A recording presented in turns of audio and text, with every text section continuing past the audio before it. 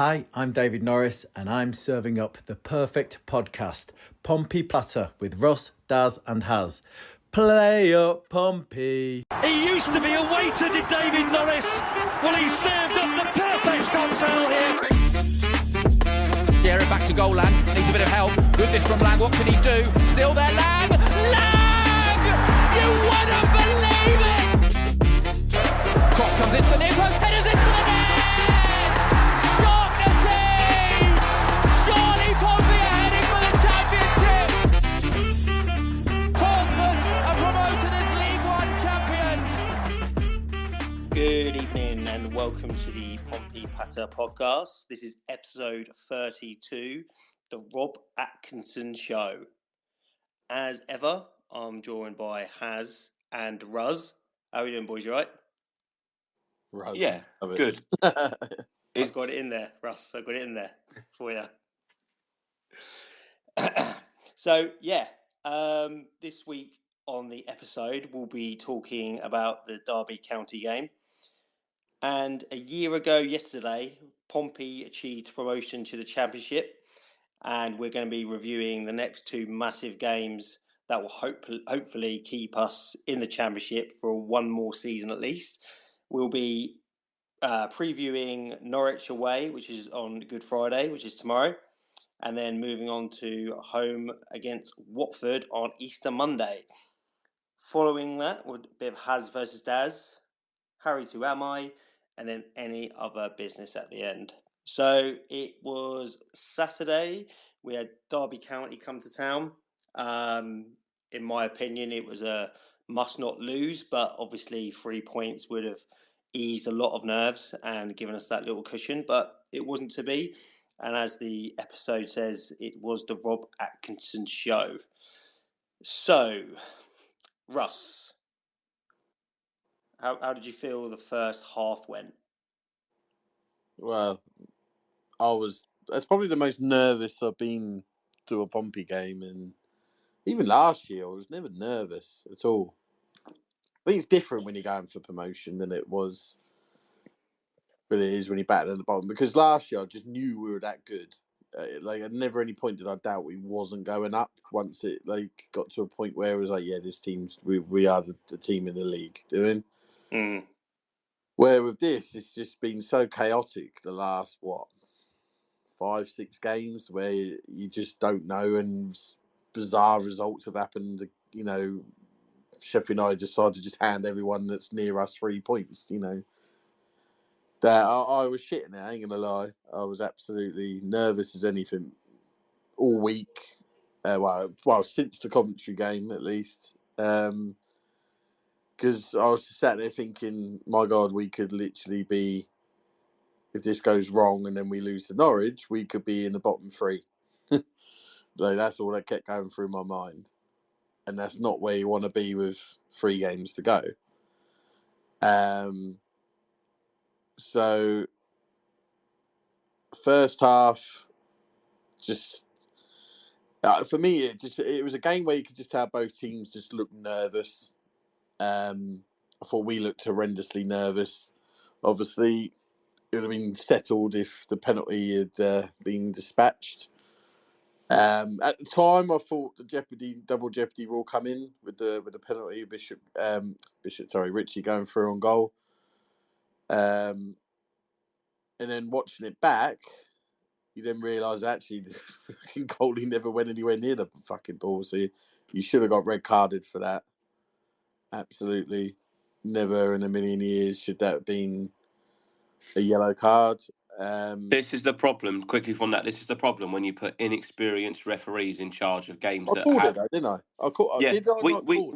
I said when on build up, but we kind of all said that this referee has no experience in the league, and when they always pick the most experienced referees, whether it's someone like Bobby Madley who's got hundreds of games under his belt, you don't just give those games to Leeds versus Sheffield United or something. You give games of inexperience. You give them bloody Millwall versus Swansea, where there's literally fuck all on it because they're up. They're both staying up. No one's going anywhere.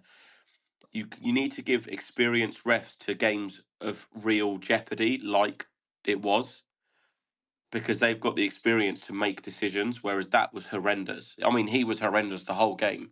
He was, and he was horrendous for both teams, which kind of like he gave some weird decisions to us, some weird decisions to them. Do you know what though? He was worse than Sam Allison, and that's fucking hard. At first I didn't even think he was going to give us a penalty. It took him so long to fucking blow his whistle. And then even last week I called it, didn't I? I said if I was you guys, I would put a lot of money on a lot of goals, a lot of cards to come out. Was it nine yellow cards? And about 5 of them weren't even yellow cards, and that was for us and them. There was one they got, and I thought, how was that a yellow card? Yeah, it's one of those things. He's made a yellow card decision. I think he did it a bit too early. Too early. And he's not giving himself any wiggle room, is he? No, he gave a yellow card. I'm trying to think. I'm sure it was to us. He gave a really early yellow card. Swanson? Yes, and it was never, ever a yellow card. I think it was the first thing he'd done. Never yet. No. It was Swanson, and it was just too late by then. And what annoyed me even more was Matt Clark got one, and he should have been red carded because he booted the ball about 60 yards away, about 5 minutes before that. Should have got a yellow card then, and then he got a foul which was a yellow card, and he should have been his marching orders. The game was a mess. The ref was a mess. I thought we were a mess. Derby weren't great, but I did think they had the better chances. Bishop, with the penalty, I knew he was going to miss. Not even just because he was facing the Milton end, but I don't like it when players reposition a ball. That's always a bad sign. The ref blew his whistle, I think, but he was just staring at the ref for ages and ages and ages to the point where the ref go on then. I don't think Colby heard the whistle. Yeah, because he was waiting, and then he kind of turned to him and went, "Can I go?" Then and he went, "Yeah," and then he did it. But that's 5 penalties, I think it is now. Colby's missed in front of the Milton end in the first half. But I also find it odd that he always goes at the Fratton end. He always cuts across the goal. For me, that's where aim for that side net and hit it as hard as you can. No goalie saving that. Yeah, I think the mistake he made, I think, which might be a tiny little thing, and Corey Bishop might say no, that's not the case. I think the fact that he looks back at the ref and then turns and then takes it, I think he could have maybe given himself about a couple more seconds, take a deep breath, and then take it. It feels like it was a bit rushed. He always goes to the Milton end. If you look back, I had a look at a few of them. He always goes the same way, and he always goes a different way at the Fratton end. And I don't know why he didn't go for the other corner. You should always cut across. I always find it's a bit harder to go that way. You leave yourself open. And fair play to the goalie. He thought he's going to expect me to go that way, so I go this way. You never know what's going through a player's mind at the time. But I never like it when a player repositions a ball. That's always a bad sign. And then from that, we were just all over the place. We couldn't pass a ball to save our life. Yep. I think the back 4 bar Atkinson was all over the show. Ogilvy and Paul have been outstanding recently, but I thought they looked awful Saturday. Especially Paul's passing. How many times he gave the ball away? Swanson just... I was surprised Williams didn't start because I think he's a better defensive player. He just kept going past him like easy. Harness did his typical Harness thing where he kind of looks dangerous, but actually he's bollocks.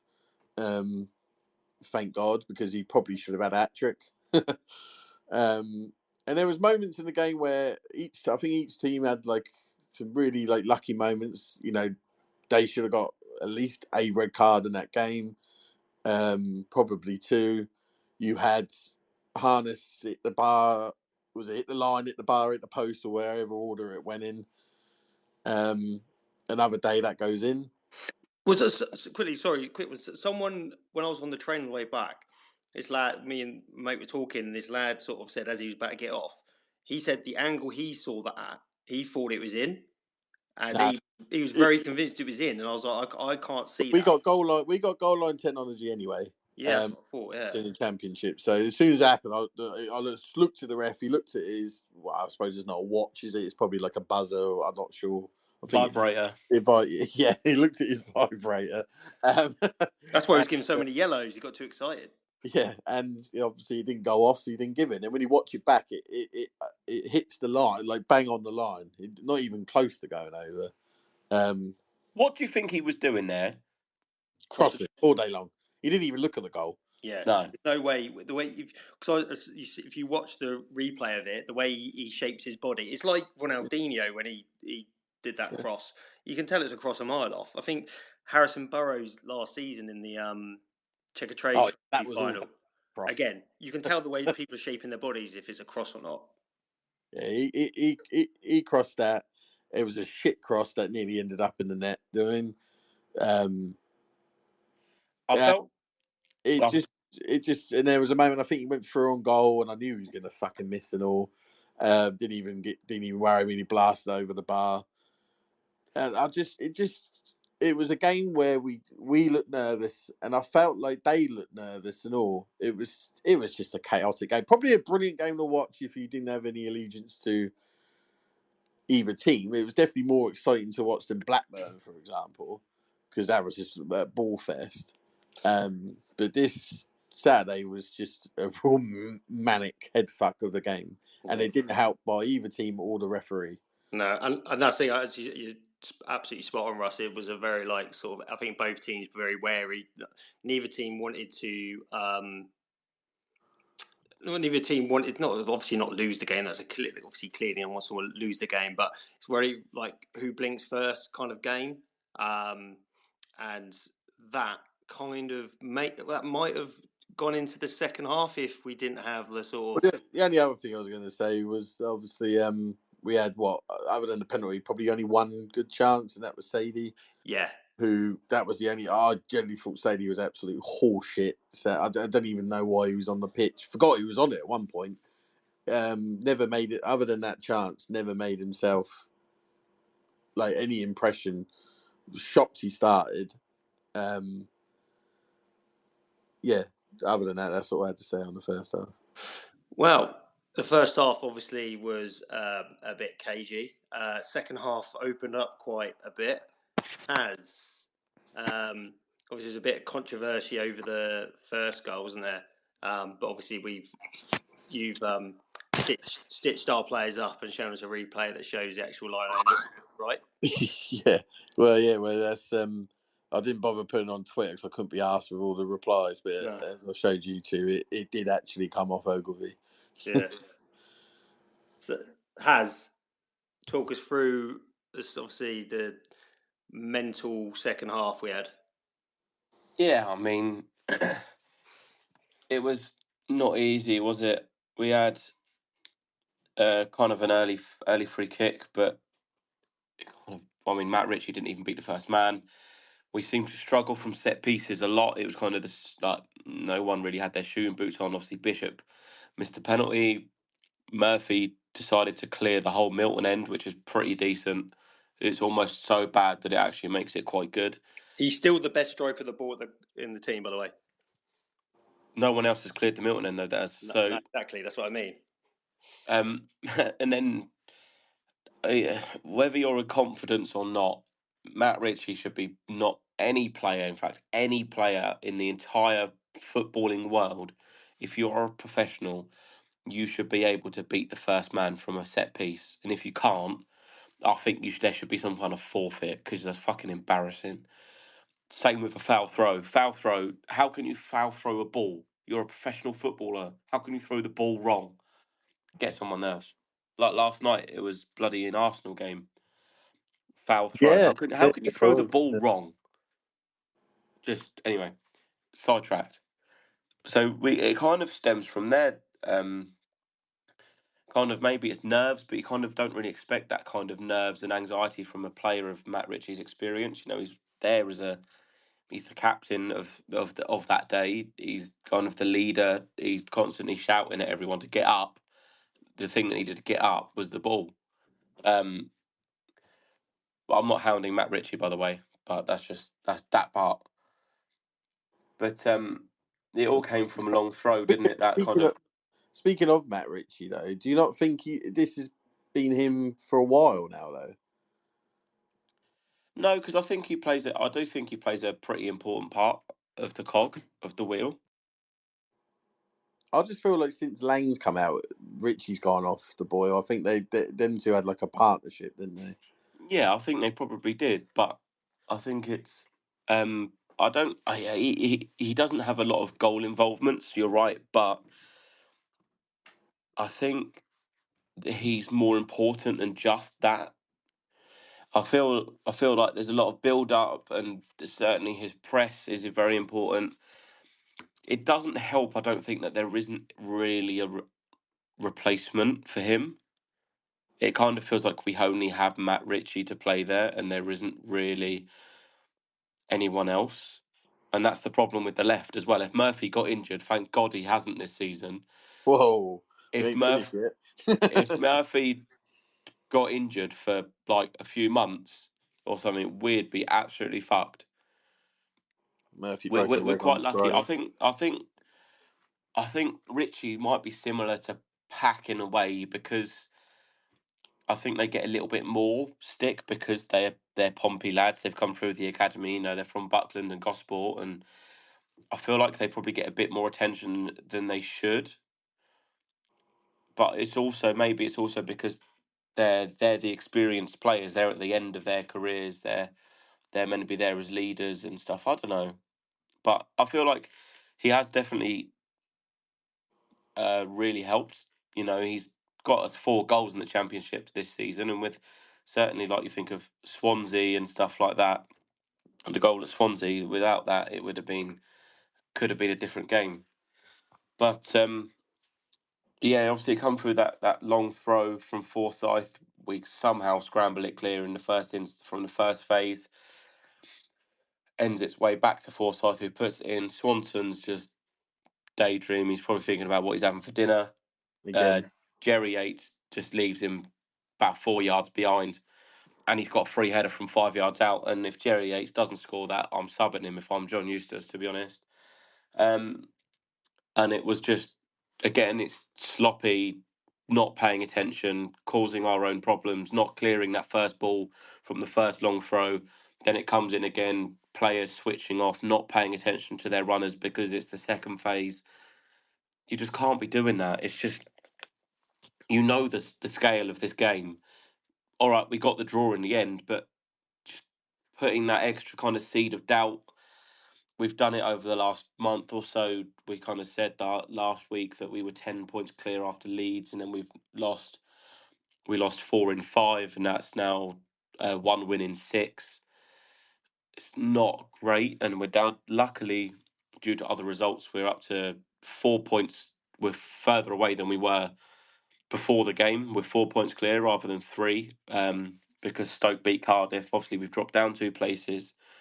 So overall, it's okay. The fact that we got a draw, the other results enabled us to falter slightly, but it was a must-win game really to make it comfortable, and we could have having those extra 2 points could have made it going into this Easter weekend not as key and essential, really.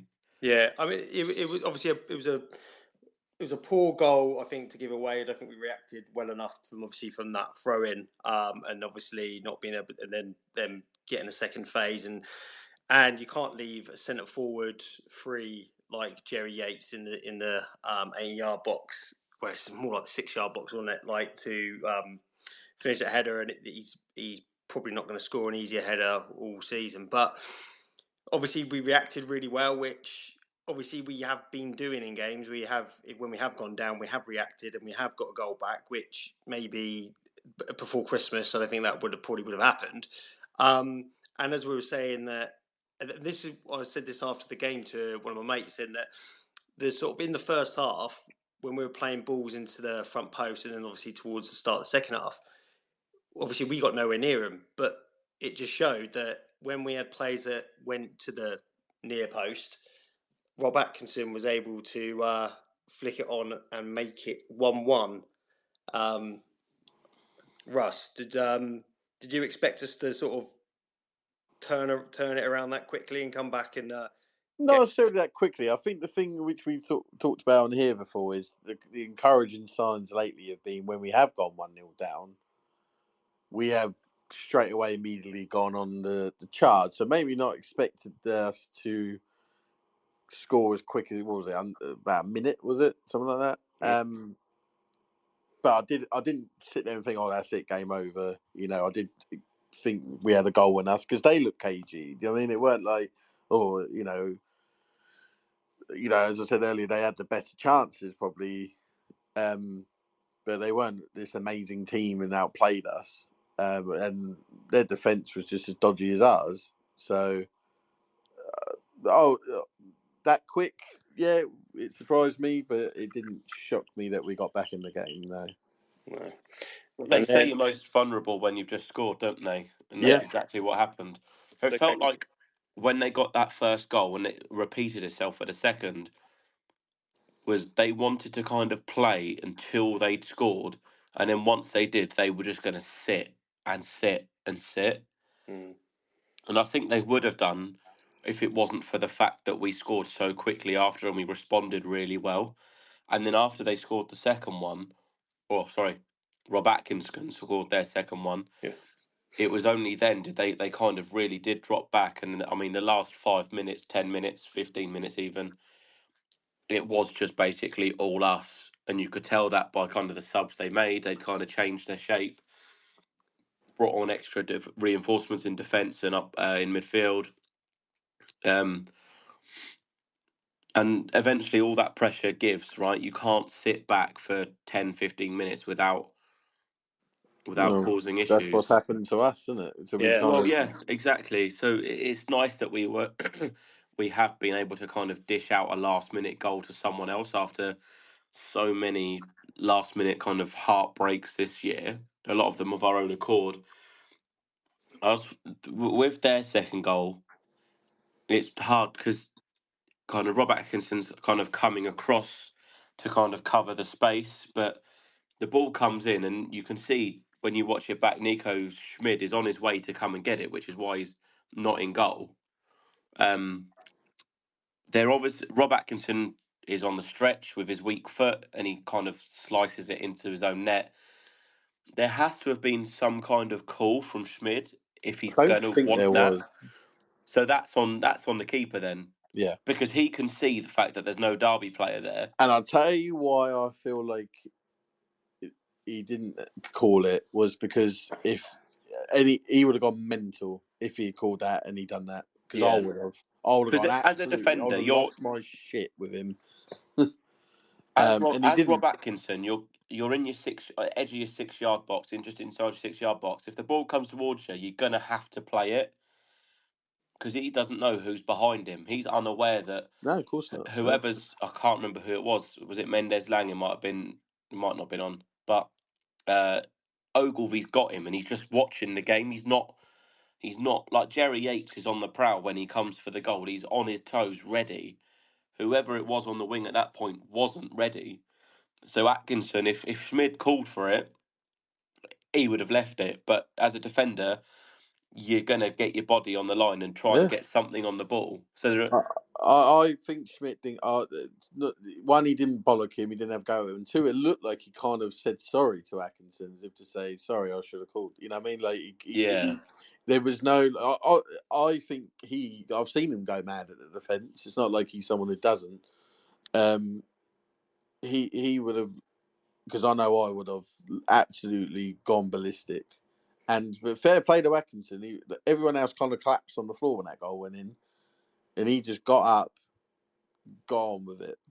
Yeah, and that's the those sort of goals can just happen. I mean, and even if Schmid had called for the ball, I wouldn't have blamed Atkinson because obviously it happens quite quickly. You don't know like when the shout comes, and sometimes as a defender, when you're committed, you just go for it. You just have to go for it because that moment you pull out, even if like it doesn't go into the net, like it could go somewhere else and another attacker could pick it up, that sort of stuff. So sometimes you just have to go for it. And he's just been caught. So is like obviously Schmidt may have called last minute, and that's so he still might have shouted, but maybe too late. And that's where obviously, as you said, Schmidt looks like he apologises, because I was just trying to think then, have I seen Schmidt like get angry with any of the players? I can't remember it, but I suppose He has a couple of times. Maybe I'm trying to think what goal, and he went absolutely ballistic at, and I can't remember which one it was. No. Might have been Watford or something like that. Yeah. I can't remember. I'd have to look back. But I have seen him only a couple of times lose his shit with the defence. Loses Schmidt. Uses shit, yeah. And that's good. Like you want you don't want someone who's just going to constantly barrage and give the defence abuse if they don't deserve it, because there's been loads of instances that sort of, when I've been coached by someone and stuff like that, and all they do is shout, like not just at me but everyone else, and like it doesn't have its effect, because when there's something actually bad does happen, they're shouting, but it's like you already shout anyway. Like you have to save it for times when it's going to have some influence on players and stuff like that. But yeah, I don't want to hang around too much with the own goal, just because I think it's unfair to take that away from like that Atkinson. And also, Pompey fans, the ball didn't go out either. No, didn't look like it. No, but obviously we were at the end of a last minute goal against Coventry. Obviously against Millwall, it wasn't exactly last minute, but it was towards the end of the 80 mins into the 90 mins, so not far off. We got our own one on Saturday, and it was a flick on from Atkinson. Great ball in. I mean, it was just, I want to say pump it long, but obviously he's putting the ball into area. But that header, I'm not sure a lot of people understand how difficult it is to flick a ball on that and still get the pace to beat a keeper. It's a really clever header. A lot of people just think, he's just managed to fluke it. It's a really clever header, because if he's got to make sure he gets the amount of contact exactly right.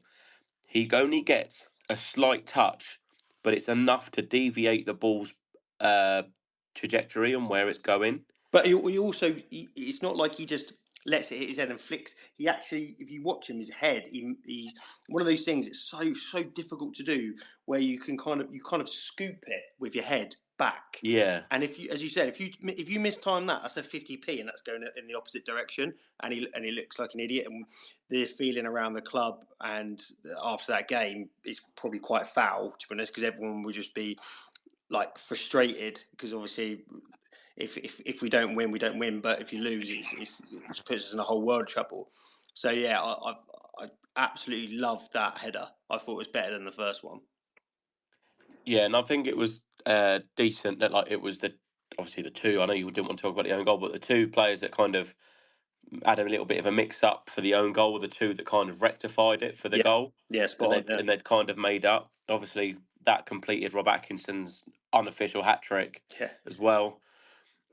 The fact he was only meant to play an hour, and he just kept telling them, "No, I'm fine." He ended up playing over 100 minutes with all the added on time.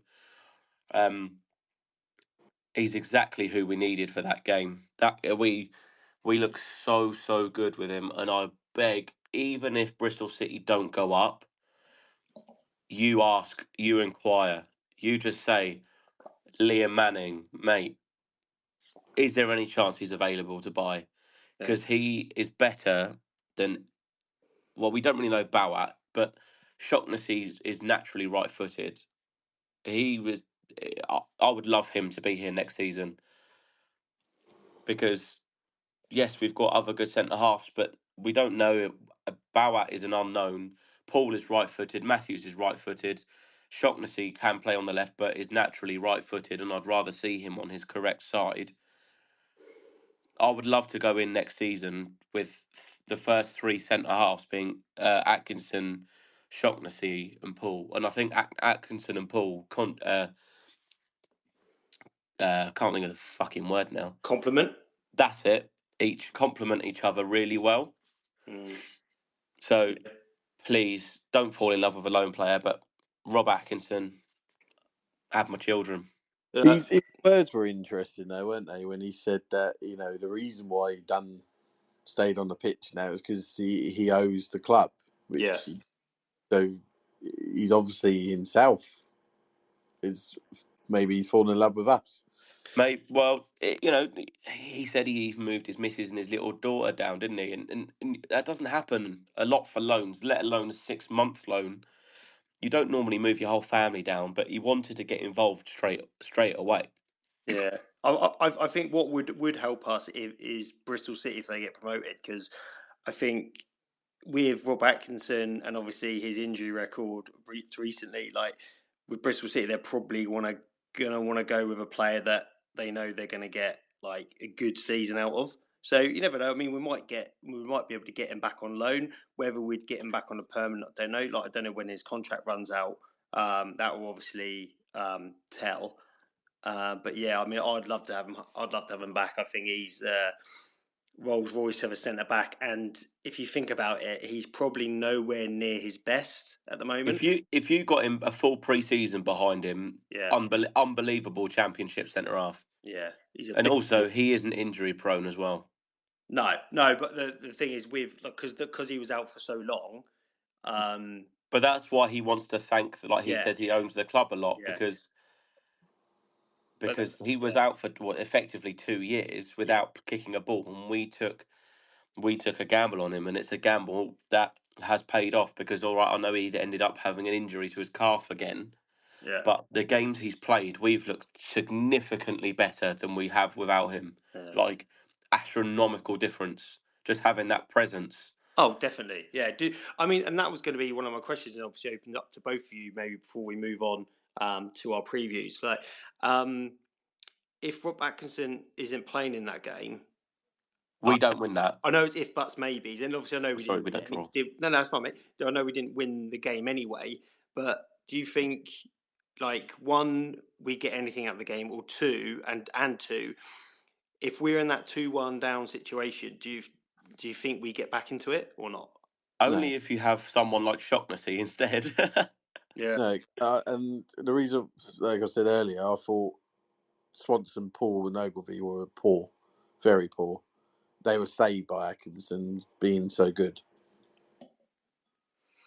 Yeah. I also want to point out about the game, I don't know who chooses man of the matches, but I thought Freddie Potts had a really poor game and all. And I don't know how he got man of the match. It's the sponsors, isn't it? Are they West Ham fans or something? It's whoever they want to have a photo with. Yeah. I can't understand why Atkinson didn't get it. That's mental. It's crazy how I'm like, for me, he was the only player who deserved it. Yeah. No one else. I even thought Murphy had a bad game. He looked disinterested sometimes. I thought Richie had a bad game. I thought that's probably one of the worst I've ever seen Bishop. It just didn't work. It just didn't happen. And I came away like there was such a meltdown. I come away buzzing after that. Yeah. We got it was nice that we got it. Yeah. And as I said earlier, like, yes, okay, we kind of, maybe we went in expecting to win just because of our home record and it's Derby are like below us and stuff. I don't know, but because the other results went our way, if Cardiff had won and the other results had, but, and I know Plymouth won, but that's just bizarre. But if Luton had won and Cardiff had won and that gap had gone down and had disappeared, I would get it. But the points gap had in fact increased despite us going down 2 places. We got away with it, and it's nice to be able to be shit and get away with it and not be punished too hard. Yeah. For me, it just swapped the Coventry game around, and actually it was probably better off because we kept Derby behind us. If we had drawn to Coventry and lost to Derby, then in a way we'd actually be worse off than we are. Yeah. And because obviously after the Coventry game, listened obviously that Pompey live and stuff like that, and Andy Orford was saying that it's important that we just don't lose, like against Derby. If we can keep them at arm's length, which we have, and then also opened up another point on the bottom 3, that's what's most important. And like, I mean, don't get me wrong, I want to win as many games as possible, but a season of staying up is just accumulating as many points as possible. You don't have to be You don't have to be perfect. Obviously, when we were going for promotion last season, like drawing loads of games isn't good enough. But in a season where you just want to stay up, drawing games is massive. Like it's just picking up those points and like accumulating as many as you can. And especially after, I think it's after the Millwall game, if we are not this season, we have not been very good at the if you can't win, just don't lose. And if you think about it, just say the Millwall and say Preston games for recent like sort of games, if we just don't lose those two, we're 5 points clear going into this Easter weekend. So it's massive to just sometimes just don't lose. And if you just want to stay up, that's not bad. You don't have to accumulate loads of wins. You just have to try and get as many points as possible. Oof, mate! How the fuck is that not a penalty? I haven't got the TV on there. He's literally just taking him out. He's literally just twatted Maddison. He's literally shouldered him in the face. I was just going to finish off on that game. I saw that's 2 assists this season for Nico Schmid, and it's the first time a keeper has done that in a single season. What was his other one? Is that really like that? Yeah. Surprises me massively because I mean keepers just booting the ball long and then someone else getting on the end of it doesn't seem like something. There was another one he got. I can't remember. Was it Murphy? I think it might have been. Is it? Yeah, that's something I think like I thought would just happen a bit more regularly. Like it doesn't, and especially like if you've got a free kick in and around the halfway line, and the keeper can always come up and take it. It does surprise me that stat to be honest, but fair play. Yeah, fair play like that. That's this season ever for Pompey. That's ever for Pompey.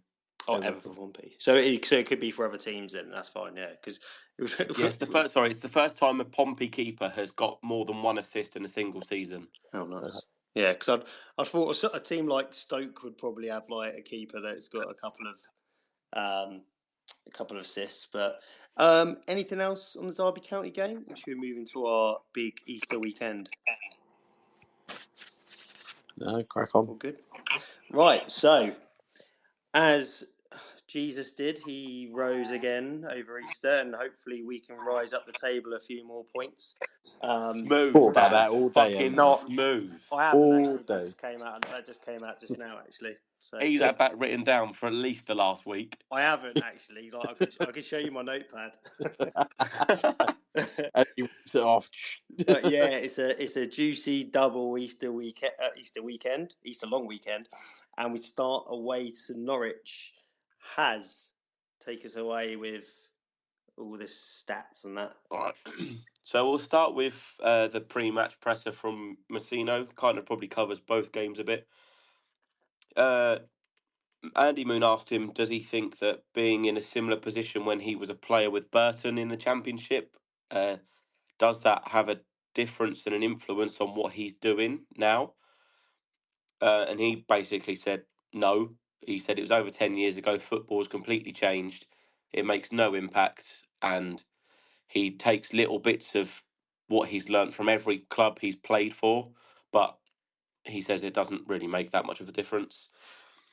He thinks that it's down to mental fatigue and mental resilience in why we've conceded quite a few late goals, say after the 70th minute in the last 6 games.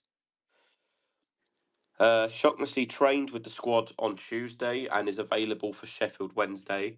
So probably see him in the squad this weekend, I would say. Monday. Yeah, exactly.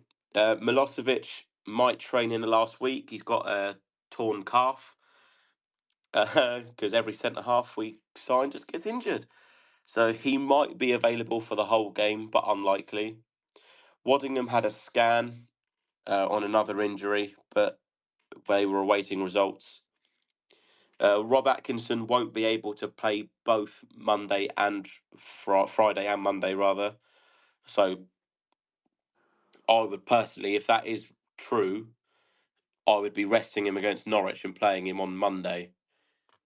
They haven't had a discussion yet with Bristol City about the permanent move yet, but he said after straight after the game that we played Bristol City on the 29th of December, he went straight up to Liam Manning and can't remember the other guy's name, and asked basically if Atkinson was available and if he was, could we have him? And because of that discussion, we beat a couple of other clubs to a signature. And then Callum Lang is back in training, but is probably unlikely to play again this season. But again, it's Messino, so he's probably gonna play tomorrow. He'll start tomorrow. Referee, quickly. The referee is a fucking brilliant. Is another really inexperienced referee. He's only reffed 5 championship games. He hasn't reffed a Pompey game before, and just like the other guy, can't remember his name because he's that insignificant. He's very card happy. 18 out of the 25 EFL League games that Thomas Kirk has reffed this season have had a minimum of 4 yellows. So expect a lot of cardage. If that's the way you bet, do it. Over 3.5 cards.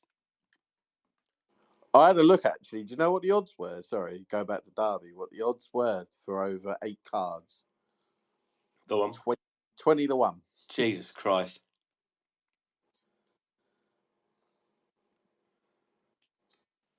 Are you happy, Des, that Tottenham have scored? Oh, they scored, have they? Sorry, I wasn't watching that. I was expecting, yeah. No, I'm trying to remain calm. And also, it's 44 minutes in. There's still plenty of time for Spurs to fuck it up. Be Spursy. Exactly. Lovely. So, you're not going to ask us when the last time we beat Norwich at Norwich? Oh, yeah, that's a very good point. Mate, honestly, I've been out all day and I came home and not paid much attention. Well, when was the last time we beat Norwich at Norwich? Andre Green? Was it not Andre Green?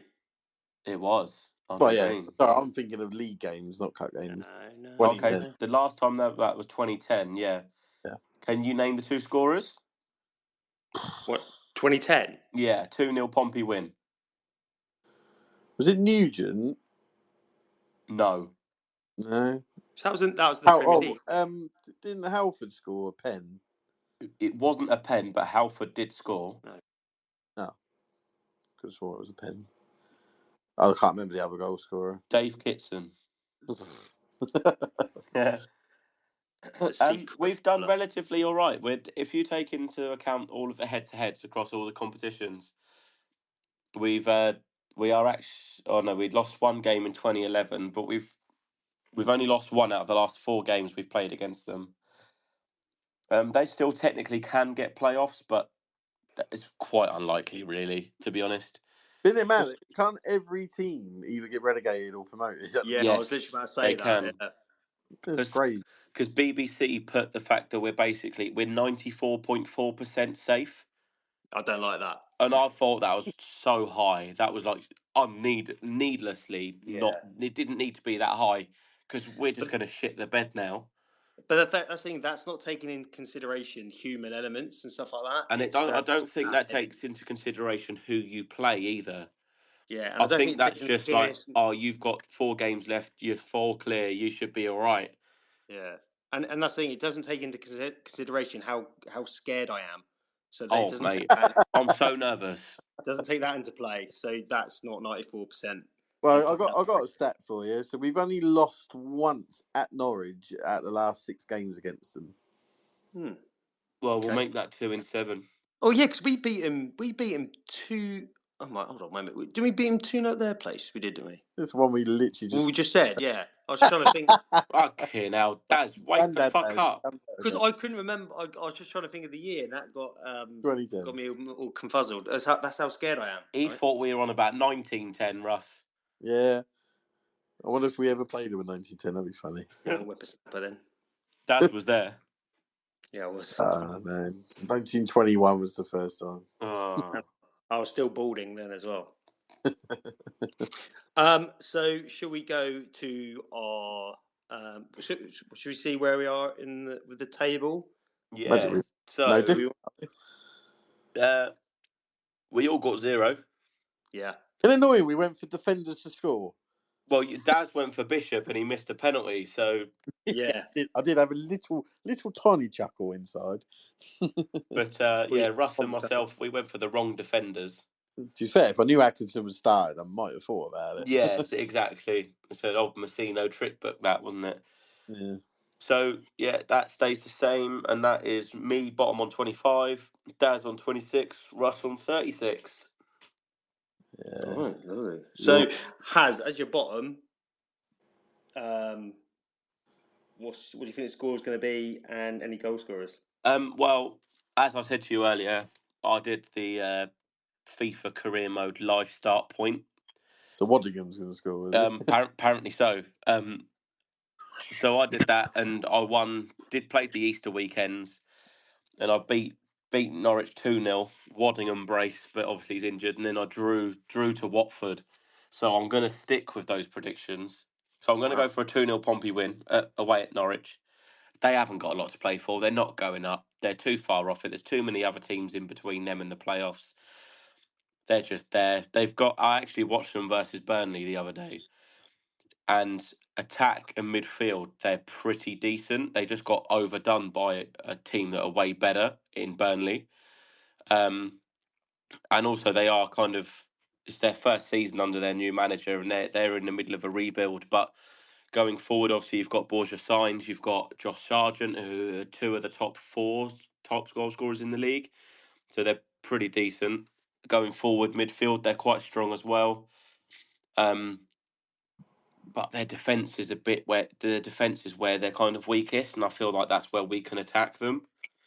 So I'm going to go for a Josh Murphy goal because I think we can get them on the counter attack. Nice, Russ. I'll let you go. I haven't played FIFA today, so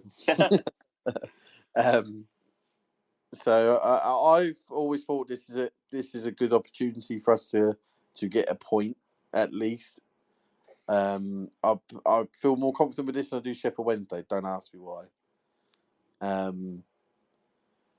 So I'm going to go for a draw, which I think I've always been a big believer in a point away from home against anyone's always a good point.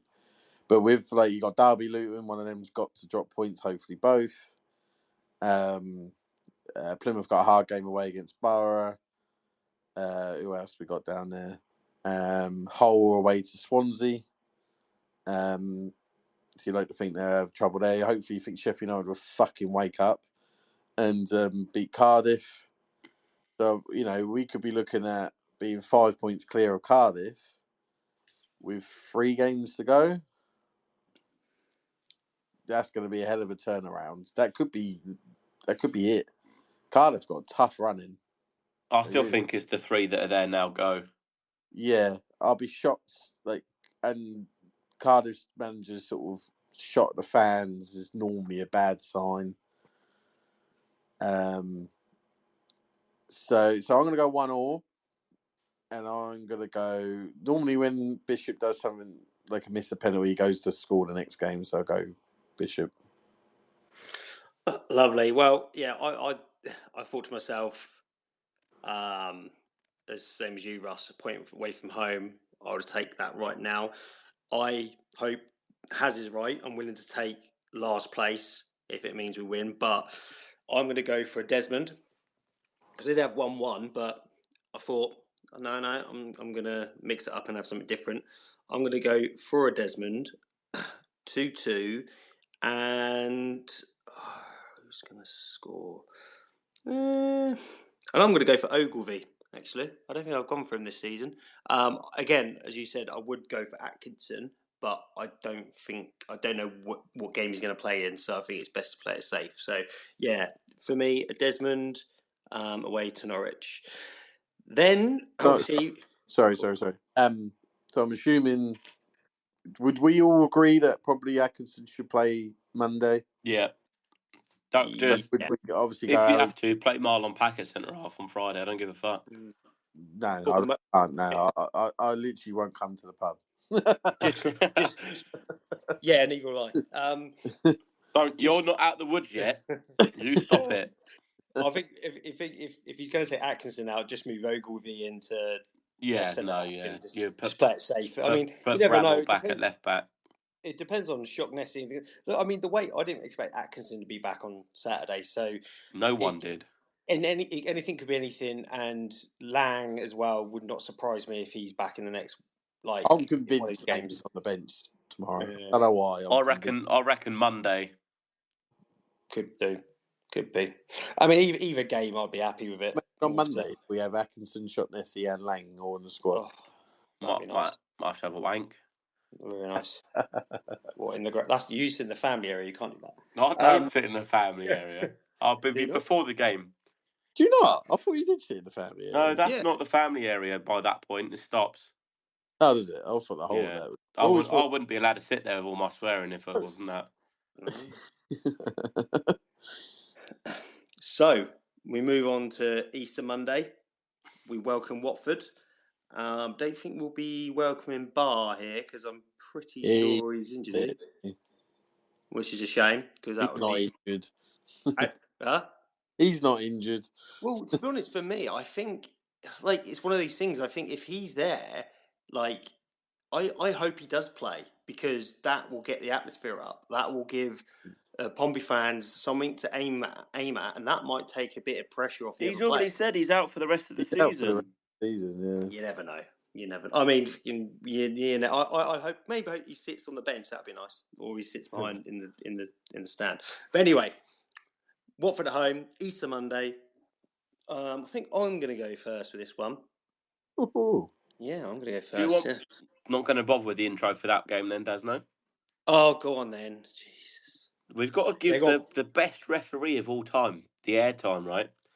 Yeah, that's what I was wary of. Fucking, mate, I was so buzzing for Monday, and now I just think we're going to lose. You know who it is, people. It's Sam Allison. Have we ever won with him? 2 games. We won. Our last game we won was a 3-1 home win against Cambridge on the 13th of February last year. The 2 games he's refed this season for us in the Championship were the 3-1 loss at home to Sunderland and our 1-0 Luton loss away. Our record, he's refed 9 Pompey games, 2 wins, 3 draws and 4 losses. Yeah, fuck him. So, Portsmouth and Watford have not drawn any of their last 5 matches against each other. It's a cheeky little stat. The last time... 3 home games against them as well, I think. Yeah. So they've won, out of the last 5, they've won 3, we've won 2. We've only won home games, and they've only won home games. So maybe we'll make that 3-3 with another home game. Obviously, you've got some decent players for them. Players like Moussa Sissoko, who played in the Premier League. You've got the likes of Tom Cleverley's their manager. You've got Tom Ince playing on the wing. Deli Bashiru and Louza are quite decent in midfield. They're still transitioning under Tom Cleverley. I'm surprised he's still there. Because they've normally sacked their managers by now. But they're just your average mid-table team. 16 wins, 8 draws, 18 losses, 56 points. Another team that are just there. They're probably not going to go up. I think there's too many teams in the middle. But again, without Barr, I think it maybe as long as the players and the fans should still be up for it, because it won't be over by then. Even if we were to beat Norwich, it's not done. So it's the second to last home game. Fans do their business. Do you not think it's done if we win tomorrow, it's done? No. Yeah, of course, because everyone's got to play each other and they've got to drop points. That'd be mental. So that would put us on to 49. I still don't think it's done. I think that's enough. 49. I don't think it's done until there's a 5 in the first 2 digits. I can't see Cardiff or Luton or Plymouth getting 50 points. I just can't see it. So we want Derby to beat Luton, really, don't we? Yeah, Well- I would. It's one of them where it's like draw would be fine, but Derby beating Luton, I'd be out. It wouldn't upset me. At the moment, it's just making sure Cardiff and Luton and Plymouth just keep losing. Yeah, I mean, if we could win tomorrow and all the teams in the bottom three lose, all we would need, we wouldn't even need to even draw on the Monday if all the bottom three lost again, because we'd still be 7 points clear with 6 to play. We win tomorrow, it's done. Well, the only way if we win tomorrow, the only way it's not done is if Cardiff and Luton and Plymouth all win as well. Mm. Do you know what I mean? Yeah. Like, And that's the thing, I they think all for us- lose and we win, 9 games would be 8 points clear of Cardiff. With 9 points left to play for, would be 8 points clear of Cardiff. That's a lot. Sorry, 7 points clear of Cardiff. Yeah, That's a massive turnaround. yeah. That's what I said. Like, and then if we got to Monday and the bottom three lost again, we'd be safe without even having to play football anyway. Because Derby and Luton play first. They play a lunchtime kickoff tomorrow. Yeah. So that game's already done and dusted. So we'll kind of have an idea of how our day's going already before we even kick a ball. Yeah. Yeah. So, score prediction. I'm going to go 2-0 Pompey. And I think that Murphy. I'm going to go back to Murphy. Huh? Oh, Murphy. Murphy. He's going to get. I think he'll get 2. Actually, I'm going to go for Murphy double. If he scores a double, Yeah. you can have That- double points. Yes, I'll take that. I'm willing to Not risk this it. stage, like really, it's a ding dong between you two at the moment, and you do know that it's going to be brutal. Your forfeits, like we're going to get you doing something stupid. Doing if we can win 2-0 on Monday and Murphy gets a double, I'll be on. How many points would that be for me to get? That would be 10 points. Yeah, there you go. I'll take that. yeah, but there's nothing for winning it. You just don't want to come bottom. No, yeah, pretty much, yeah. Has, you can go next. As Russ is still so far in the lead. I'm gonna go with my FIFA predictions again because that's always right. I'm gonna go for 1-1, and I'm gonna throw it out there. I'm gonna go for a shock-nessy goal. Ooh, I love that. I think he'll be there. He'll be involved. And Russ? I think we're going to smash them. I don't know why. I'm going. I nearly said 4 then. 3-0. 3-0, and my boy DazHarry is going to score a worldie. Oh, I love that. To be honest, with our predictions, I don't care if I get both wrong, but we've all got a prediction right somewhere. Because if we have we've all got us having 4 points after the Easter weekend. Yeah, which I think that's enough. Yeah.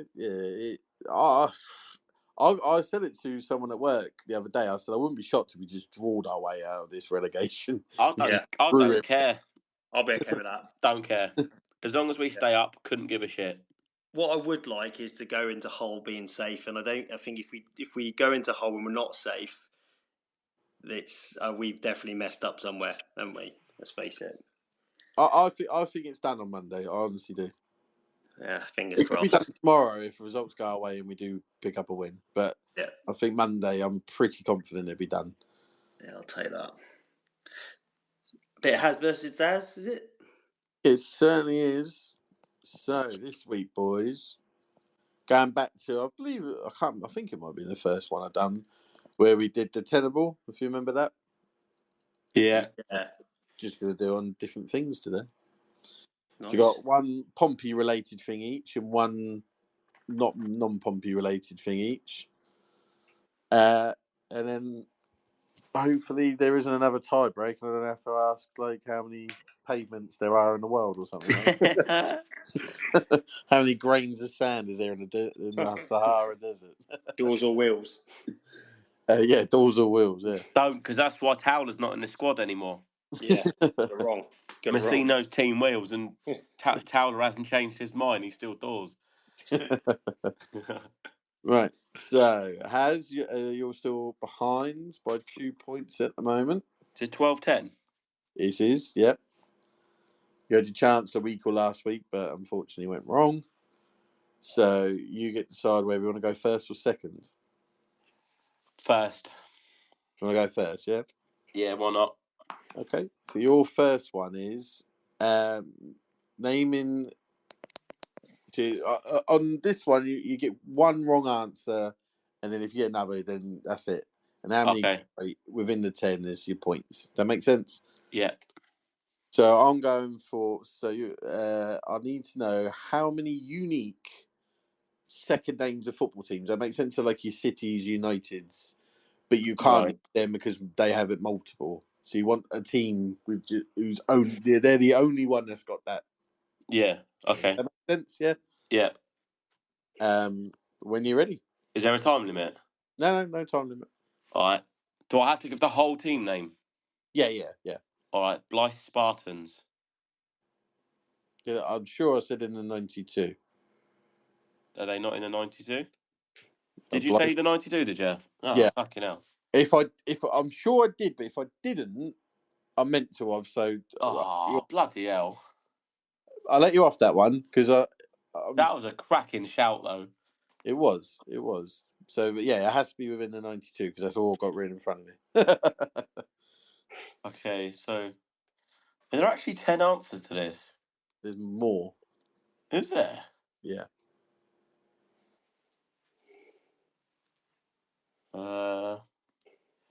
Crawley Town. No, because there's more than one team with Town at the end of their name. Oh, I've misunderstood this. So you want a team that has their own, it's unique just to them. Oh, yeah. I see, right. I allow Daz to say whether you can have that one off as well. No, because it's so close, no. Okay. What? Right, I'm removing that double points from the fixture prediction. I'll take it. I just don't want the fucking.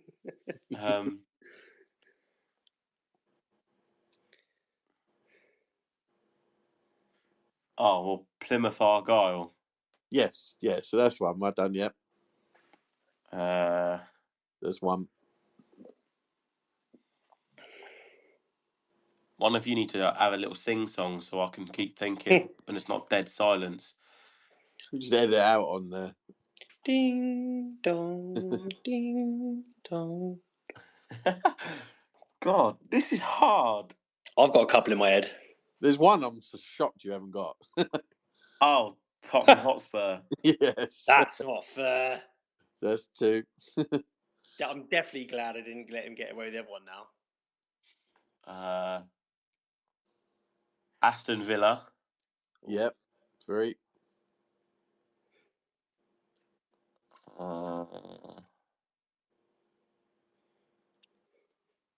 Sheffield Wednesday. Yep. 4. Stockport County.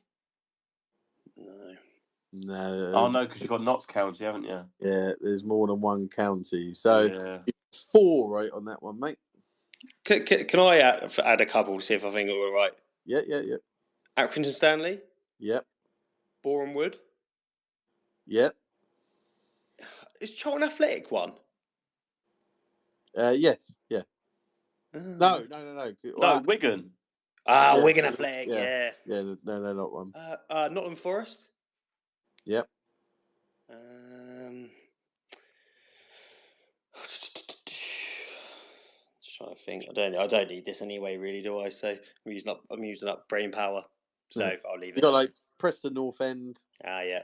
Who else you got? MK Dons. Oh yeah. You've got Crew Alexandra. So there are enough out there. So you got 4 points on that round, Has. So you just need more than 4 to go one ahead, Daz. Okay? Right. So your one is Champions League / European Cup teams that have only won it once. What? So they've only won the Europe. They've only won. So you say European Cup? Yeah, so before it changed Champions League in 1992. Yeah. So anyone who's won, the original European Cup or the Champions League, but Right. only won it one time. Okay. Right. One sec. Before you start saying it, I need to get the list up in front of me.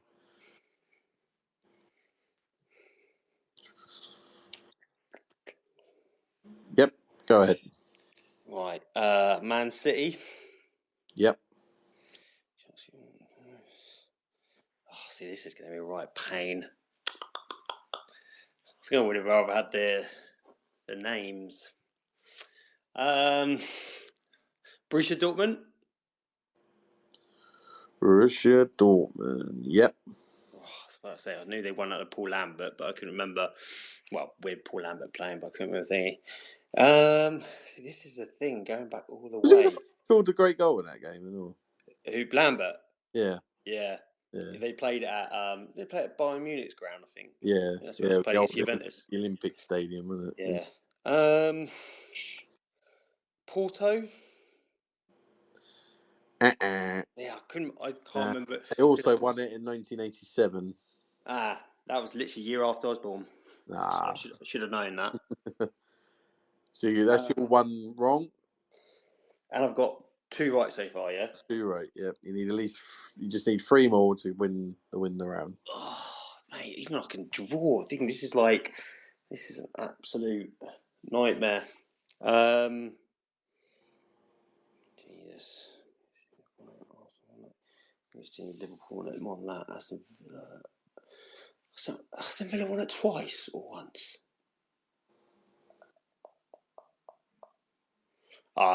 Aston Villa? Yep.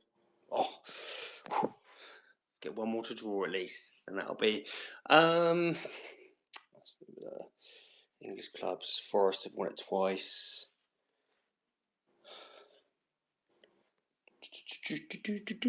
German teams. I can't remember. Italian teams. Inter Milan have won it.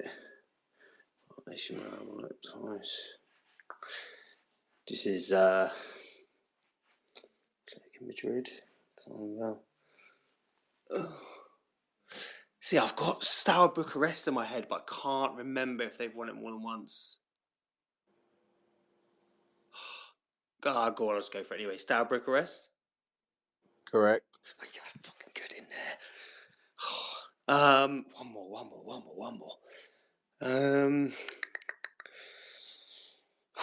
I'm just literally trying to go through the back of my brain and look at all the images of sort of when I used to look at football books when I was a kid. That's why I got Steaua Bucharest from. Jesus. Well, at least I'm drawing. Am I drawing? Am I drawing at the moment? Yeah, it's 4 each. Right, so I need 1 more. Portugal, Benfica. I don't know if they've won it once. Spain. Real Madrid, Barcelona. No. Dutch. Ajax. I'm pretty sure Ajax won it more than once. PSV. Belgium. No. Wow. As we're drawing, I can just fucking have a go anyway, innit?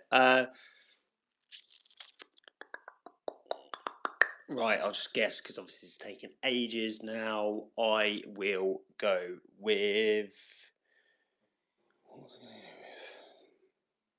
to go with? Come on. Ajax, I don't know. Oh, you said one. Who? PSV. Oh. No, Ajax have won it multiple times. Yeah, I thought they had. About 4 times, I think. I couldn't even remember. I didn't even know if PSV had won it all. So well, you said them, and I was like, "Oh, he's going to say PSV." Inter Milan, you've also said they only won it once. Oh, did they? Oh. Yeah. I'm surprised you didn't think of the first British team, which I've had, I think, about 3 or 4 times that question. Celtic. The first British team to win the Champions League or the European Cup, whatever you want to call it. Yeah. I think it's Scotland. And then the first team to win the Champions League was Marseille, and they've only won it once. So they were the ones I thought I would have gone straight to. Yeah. Right, so what I'm going to do, so there's no tiebreaker for that. I'm just going to add your points on for your next round. Yeah. Yeah, you happy with that, boys? Yeah, so Yeah, fine. Moment. Right, so your next one, you both forgot the same thing, but you're going to have to actually give different answers. So I want to know Pompey players who have worn the shirt number 20 to 29. And you've got to give one per numbers. Okay. Yeah, so a player that's worn 20, a player that's worn 21, blah, blah, blah, blah. So we both give one for 20, both give one for 21, like that, yeah? Yeah, you take a go each. So Has, you would just go and do yours as far as you can get. And then Daz, try and remember what he said because you can't say what he said. Oh, Jesus. All right. So do we have to go in order or not? Yeah, no. But it would make my life easier if you went in order. All right. So we'll just go number 20, Sean Raggett. Yep. 21. Oh, hang on. Sorry. I was going to say you can't include anyone from this season. All right.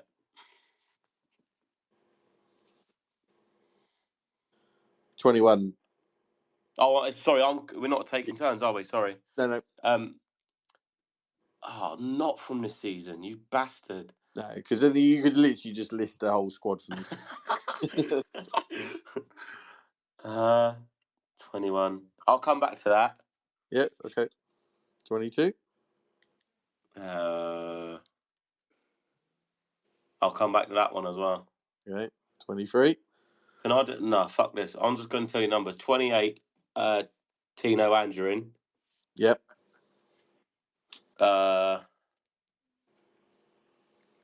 25, Abu Kamara. Yep. Can I say, even if they're still here now, but they played last year?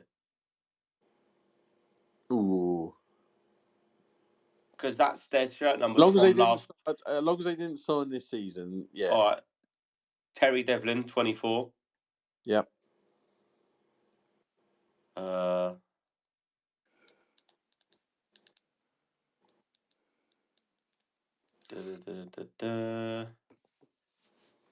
All right, so we got 20. So we got 21, 22, 23, 24.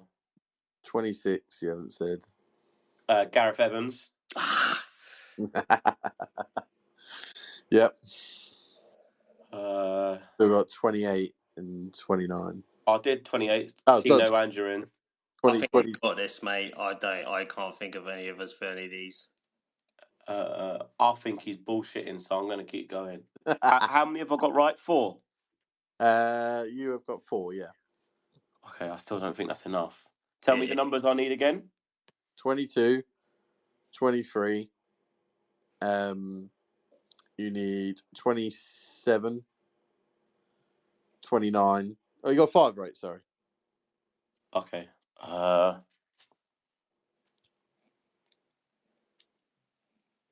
Paddy Lane.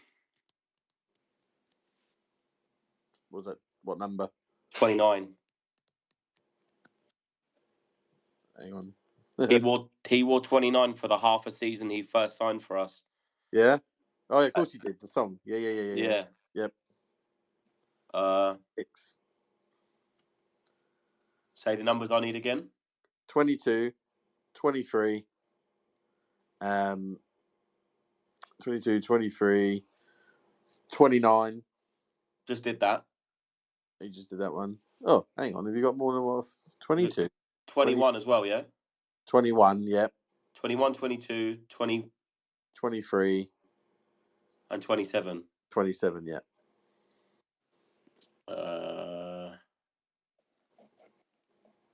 Fuck it, I'll call it quits. I'm done.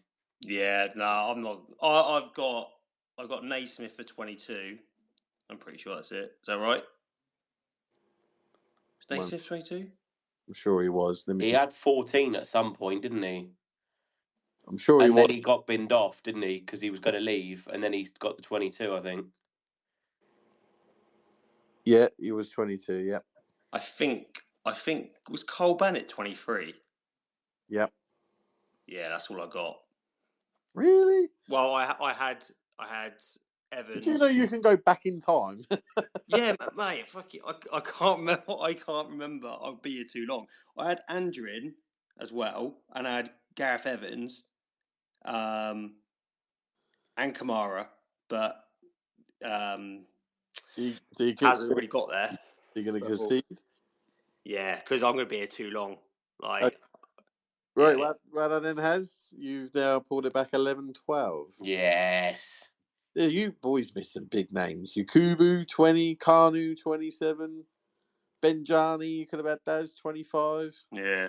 Literally, I've just Gary O'Neill, 26. Oh, yeah, of course.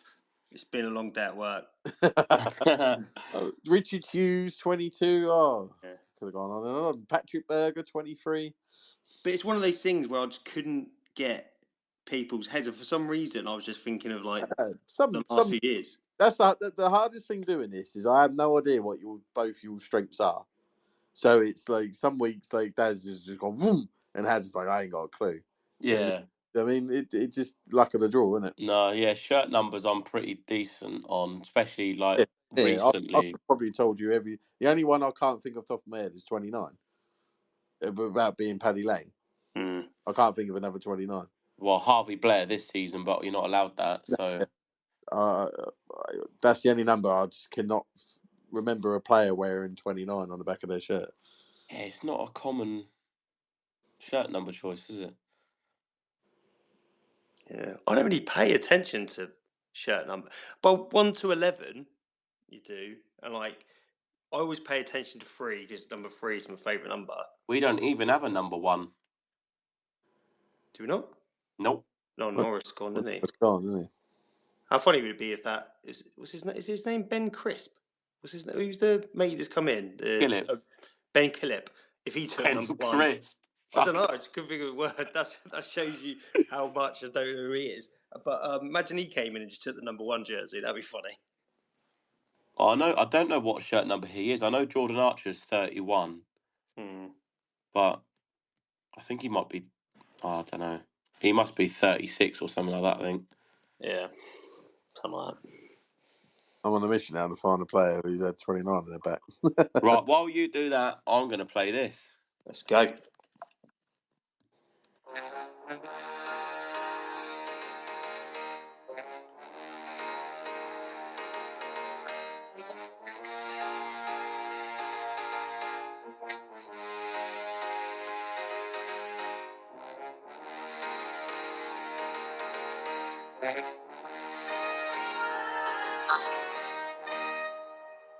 That's right.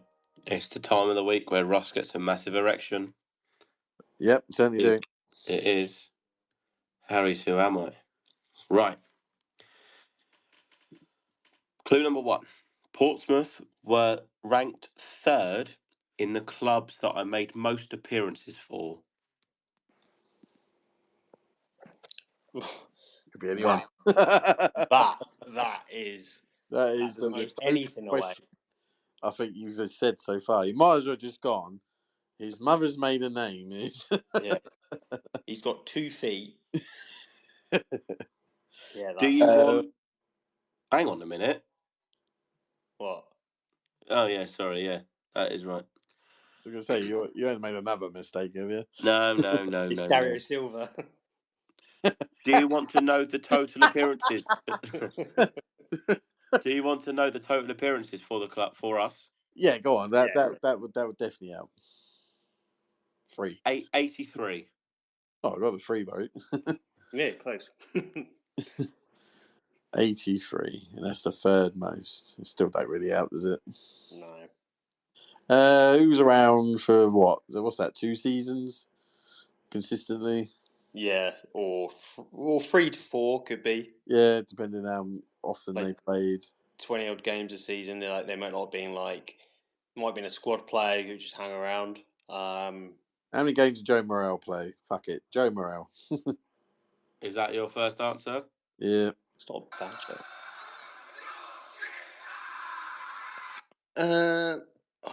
I will go with 83. Maybe a player that come up from League 2 with us. Maybe. Let's go Cal Naismith then.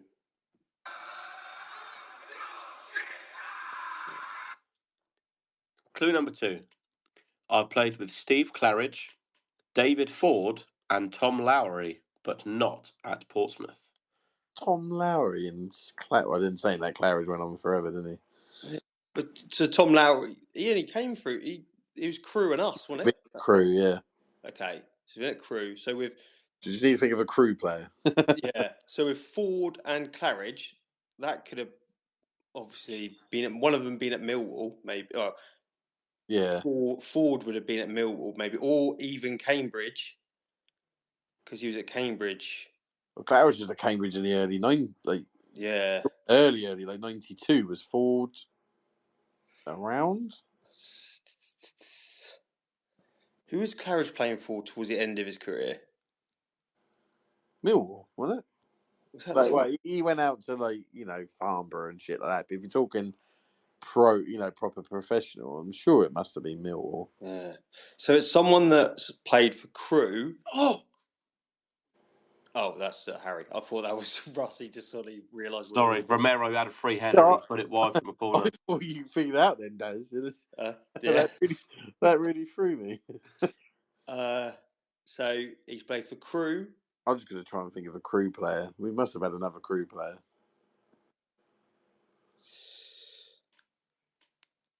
He must have done, but who?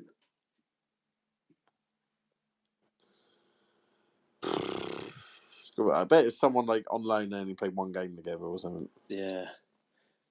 Crew, maybe someone that's at Cambridge.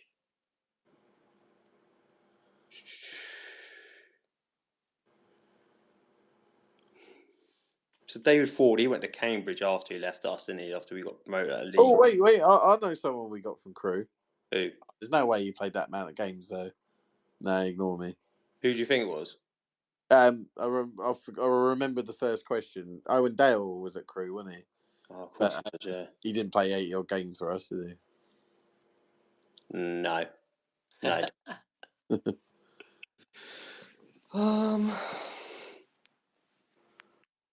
I'm going to push you both for an answer.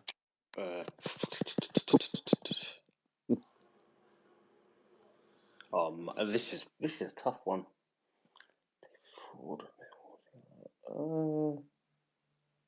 I'm going to guess Sean Williams.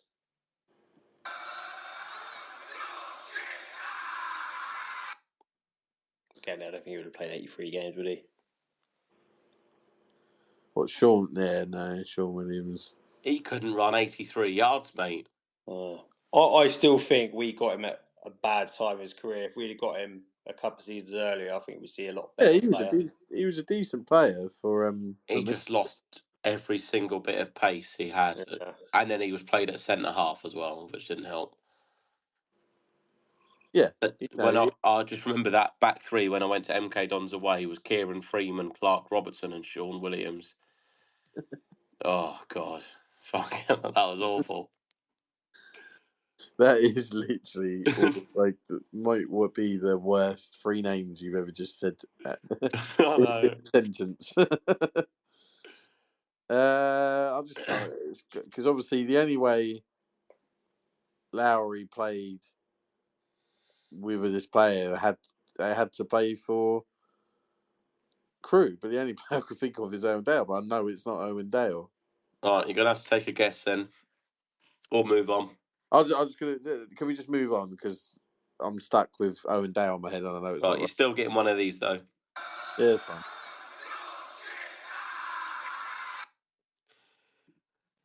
Final clue. When I left Pompey, I expressed a desire to stay. Even the Portsmouth News called on the club to keep me.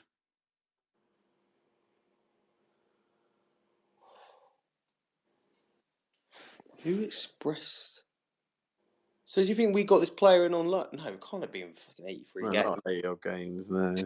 Imagine having a player on loan for 83 games. What have we got him on, a 2-season loan?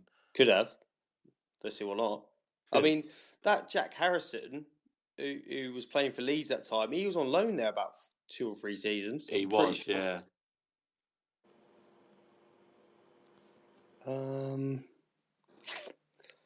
Wow. This is going to be a killer. Who is left, but we wanted them to stay? I'm baffled. Why can't I think of? It has to be a Crew player because Tommy Lowry has only played for Crew. Or someone who's there on loan. I think it's someone there on loan.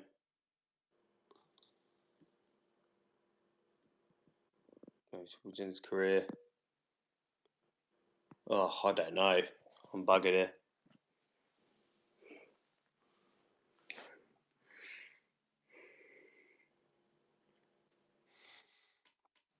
So what do we know? So we played with Claridge. I'm going to sing you the countdown tune, and then that's it. Oh, come on! You only told us 15 seconds ago. Jeez.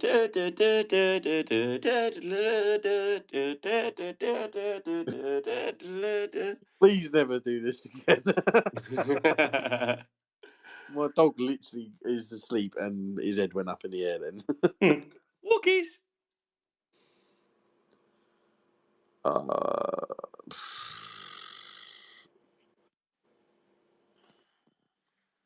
I'm starting to think I bet Tom Lowry went on loan. Because generally, I'm going to have to concede defeat. Oh, yes. I have no idea. I did like this one. This one was rubbish. Daz? I am Hail just Mary guy, do it. David Connolly. Well, we've had that before, haven't we? Have we? I can't remember. Right. Great. Did he play? Is he a Crew player? He did play for Crew, yes. Right. When? 2016-17. Season we got promoted. So did we get him from Crew? Huh. Or was he? Or he had already been? I mean, how old is Lowry to be like? I thought he was only young. He is. Lowry is, I think, 26, 27. Oh, he's older than I realised. This is obviously going to be someone that we have no idea went to Crew. So what was the other one? So when did they play with Claridge? Bournemouth. When did they play with Ford? Bournemouth. We've had quite a few players from Bournemouth, haven't we? Well, the one that was probably still playing in 16, 17. Thinking of someone like no, he scored against. I was about to say that James Dunn, but he scored a goal against Bournemouth, didn't he? In a friendly, mad volley. About the only thing he did. What about Danny Hollands? Didn't he play for Bournemouth? Yeah. But did he play with Claridge? Like, would he have Could have been there? Like, when did Claridge go to Bournemouth? Yeah, I I didn't. didn't know that. I didn't realise he went to Bournemouth. Oh, I don't know. Burst out of our misery. It was Danny Hollands. Not for fuck's sake. All right, So he came through the academy of Bournemouth, which was when he kind of came through as a teenager when Claridge was finishing. David Ford was a similar age. And then he went to Crew after he'd been to us and played with a teenage Tom Lowry. Yeah, I thought he went to East Lee after us. No, so he went to Crew first for one season. And then went to East Lee. And then went to Eastleigh. That was and then apparently, according to Wikipedia, he's the manager of Gosport Borough. He is. Is he? Yeah, he played there. And then he was player manager, I think, because their two coaches gone to Poole Town. And he's taken over. Oh, wow. Fucking hell. I thought Claridge ended his career at Millwall, and then I've just looked. He went to Gillingham, Bradford, Walsall, Bournemouth. I think he was at Weymouth as well. before, yeah, I mean, like before he went off on his non-league. Oh yeah. I mean, like his last. But he only played one game for Bournemouth. Still played there. Certainly did. He did.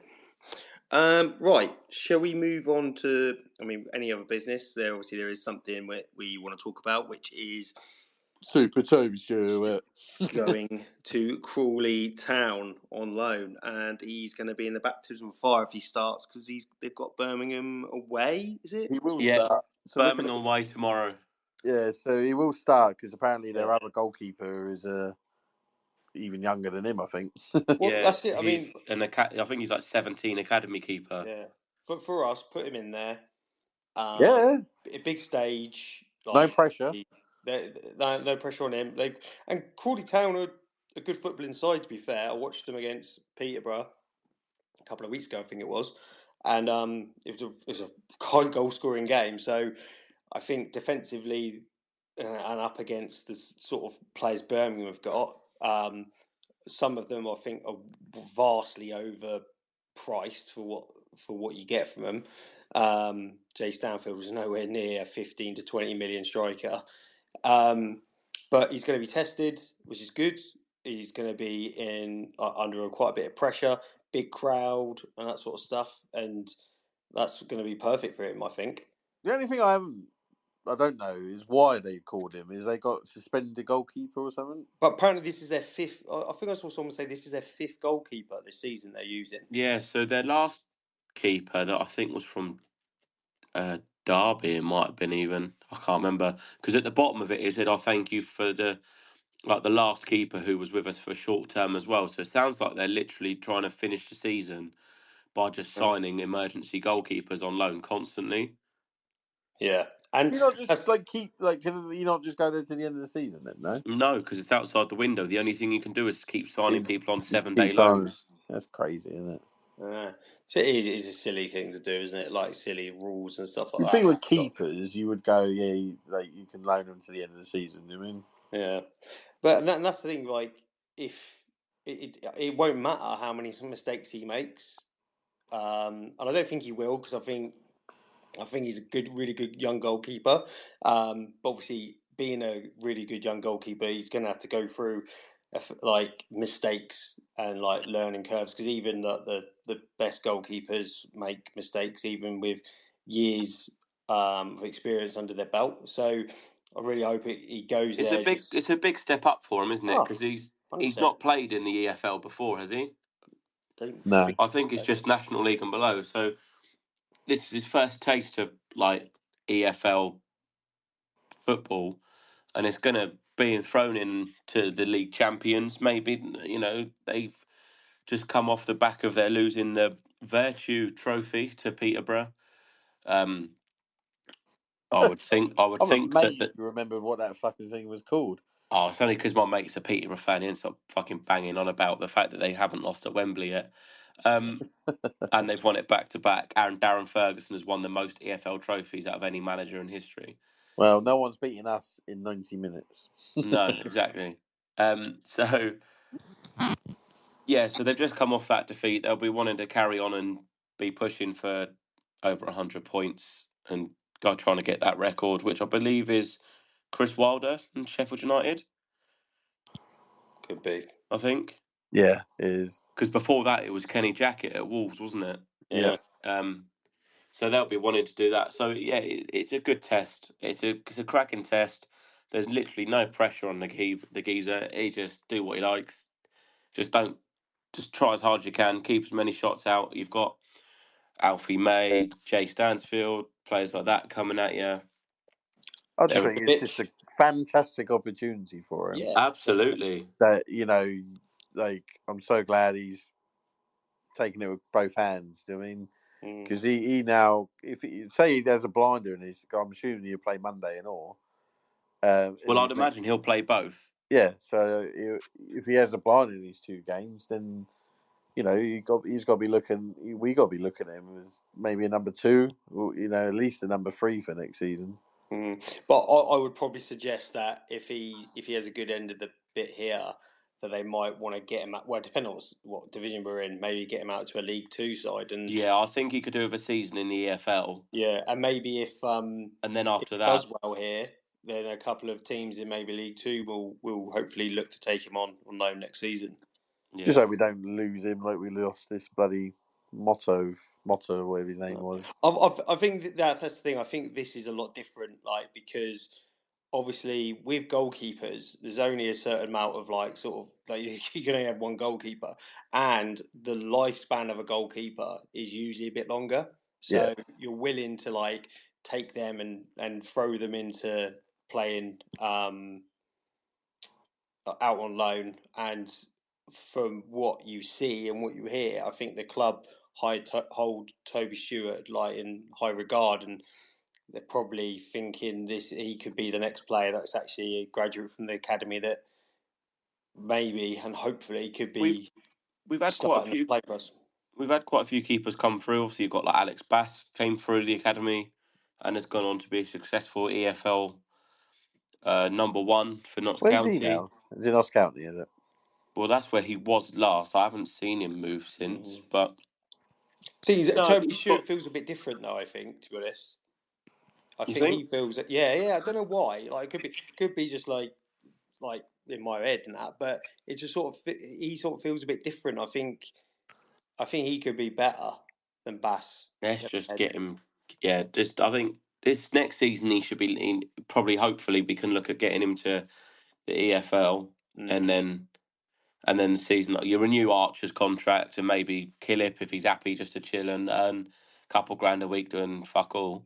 He's Notts County's number one best. Yeah, I thought he was. Yeah, keep Killip and Archer for another season, and then you look at 26, 27. You look to see where he's at. We might need him if Schmidt carries on going in his way. I still think he'll be playing higher. Well, that's it. That's the natural transition. So next season, Schmidt pulls another blinder, sell him for at least 5 million, and then Toby Stewart comes in and is the number one for 15 years. Sorted. Is there anything else you boys want to chat about? I was going to mention the Championship Manager of the Year awards. Oh yeah.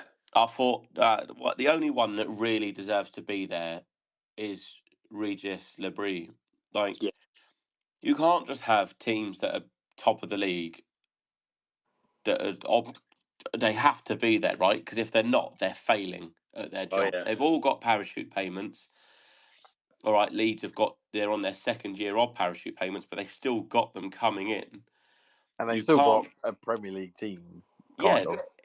Each one of those have got at least half a squad, if not more, of Premier League players in that squad. Yeah, there should be people like John Eustace for having Blackburn in the playoffs and then coming in and probably saving Derby. Liam Manning, who has got Bristol City into the playoffs. You've got Frank Lampard. I find it mad that Liam Manning's not in there. Frank Lampard, who took over, and Coventry were looking like they were going only one direction. And even when we played them, we smacked them 4-1. And since then, I think until recently, they went on like a mad run of 7 wins in a row or something. He's got them into the playoffs. He's another one that should be nominated. Alex Neil. Not really for me, but no. If Millwall have a very good chance of getting into the playoffs, they've beaten Sheffield United, Leeds United, and I think they beat Burnley at home as well. Yeah, but I think even then you think Gary Rowett took over Oxford and and he's managed to keep them up. Even Messino, lowest budget out of the entire league, has managed to keep us out of the relegation zone for a good good few months now, obviously, and especially with the start we had. Messino won't win it, but he should be certainly kind of in the conversation. Not because he shouldn't win it, but it's the context of what he's had to work with. Having £1 million players, multi-million, tens of £1 million players who are on 30, 40, 50 grand a week in the Championship when you're getting £40 million per year from your parachute payments, that's not yeah, it's great you win the league, but that's what you kind of expect. You don't. A Luton is very unusual, especially in nowadays. We've seen the teams that go up come down, and the teams that normally come down almost go back up. And the exception being Ipswich last year and Luton coming down this year. But a lot of them are the same apart from that. So there needs to, yeah, I think it's stupid, to be honest. I hope Lebrie wins it just to prove a point. But I think it's just a farce, really. Rant over. It is, and that's I still find it mad, and I never understand it, how they do these awards and nominations before the season's fucking ended. Yeah, I know. Or at least Weird, like isn't the games ago or something. Because for me, Liam Manning, like, If he got them up, that's it. He wins it. did you expect after playing Bristol, even away, that they would be in the playoffs right now? No. No, not in a million years. Like, what a job he's done. You know, Frank Lampard was a great shout, by the way. The turnaround he's done at Coventry, he's been unbelievable. Like, but you're right. They just give it. Oh, who's at the top? Oh, there you go. And it shouldn't work like that. I don't know who decides it. I get partly, like, I don't really get Farker, like, to be honest. I get what Scott Parker's done at Burnley with the amount of clean sheets, and their defensive record is impressive. But again, they've got Premier League players, and They've Chris got the best Wilder. goalkeeper in the league by a mile. Yeah, and I can kind of understand Chris Wilder being nominated, having a shout because of they came down with a bit of financial difficulties. But again, they've still got a shit ton of talent, which they should be pushing where they are. So there needs to be. I think there should be like some kind of like rebrand of it, and they need to like look at how they organise it, because there are managers out there. Certainly, if either Lampard or Manning go up via the playoffs, they should have been up. They should be there to win it, really, because no one expected it. Or even the Sunderland manager. Well, yeah, exactly. I hope he wins it. I really do. I think Because he's got such a young squad. People like Dan Neil, like Joe Bellingham, Chris Rigg, like they're all so young, and he's managing to get a consistently decent team. And despite I don't particularly like him, but Luke O'Nien, he's a really experienced player, and he's I think he's the captain or one of the captains. No, he is the captain. Yeah. And he's proving a really well experienced player to kind of help assist the likes of Ballard at the centre of defence. So I think Regis Lebrie should win it personally. Yeah, I wouldn't disagree with that. At all. So, anything else, boys? Are you happy to wrap this up? Sorry, carrying on.